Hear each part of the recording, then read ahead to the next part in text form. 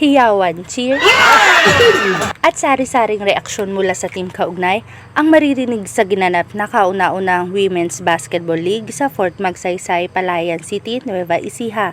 Mapa officer o enlisted personnel na babae ang nakiagaw at nakitakbo ng bola para makashoot sa ring sa 7th Signal Battalion Basketball Court. Para sa Chief ng Gender and Development Office na si Captain Maria Fedanaitan, isa itong paraan sa paghubog ng magandang samahan at empowerment para sa mga kababaihan. So this activity aims a camaraderie sa ating mga kababaihan. So hindi lang camaraderie ang na-enjoy ng mga kababaihan, pati ang laro ng basketball. Nagpasalamat naman ang highest scorer at tinanghal na most valuable player na si Corporal Juliana Jessica Casiano ng Office of Chief of Staff sa oportunidad na makasama ang mga kapwa babaeng sundalo at maipakita ang kanilang husay at sportsmanship sa larangan ng basketball. As we are celebrating the Women's Month with the theme Lipunang Patas sa Bagong Pilipinas, karapatan ng kababaihan patutunayan, speaks of how empowered the women are. Na this sports, basketball is not solely for men. And we are grateful for our GADO officer, Captain Danaitan. And of course, our commander, Major General Andrew D. Costello, Philippine Army, for giving us this opportunity to foster our camaraderie with our soldiers dito sa Fort Magsaysay.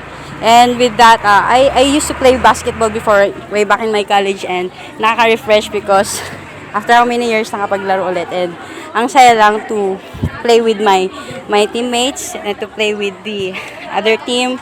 Andun nabibuild yung sportsmanship natin, and may we continue to empower women, tayo yung magtataas sa bawat isa, and we uplift yung kasama natin kababaihan na kung ano yung mga nararanasan natin, should always be there for them. So yon, in behalf of sa lahat po ng mga kababaihan ng Fort Magsaysay and even sa nation, mabuhay po yung mga kababaihan. Thank you. Humanga sa ipinakitang galing ng mga kababaihang kaugnay ang aminadong first-time coach ng all-women's team na si Major Hark Louie Casilang na nagpahayag rin ng kanilang suporta at pagmamalaki sa kanilang talento. Proud din ako na masuportahan sila sa kanilang advokasya. Malalakas sila at napatunayan na nila na hindi lang sila babae, kundi babaeng may mga talento at babaeng kailangan ipagmalaki, lalong-lalo na dito sa Fort Magsaysay. Ang nasabing basketball league ay nilahukan ng 4 na teams na binubuo ng Team A Purple sa pangunguna ng coach nito na si Lieutenant Colonel Valentino Ozarcon, Team B Orange sa pangunguna ng coach na si Major Joseph Labrador, Team C Black sa pangunguna ng coach na si Major Hark Louie Casilang, at Team D White sa pangunguna ng coach na si Major Omar Beran. Mula dito sa Fort Magsaysay, Palayan City, ako si Sunshine Cazar. Ang iyong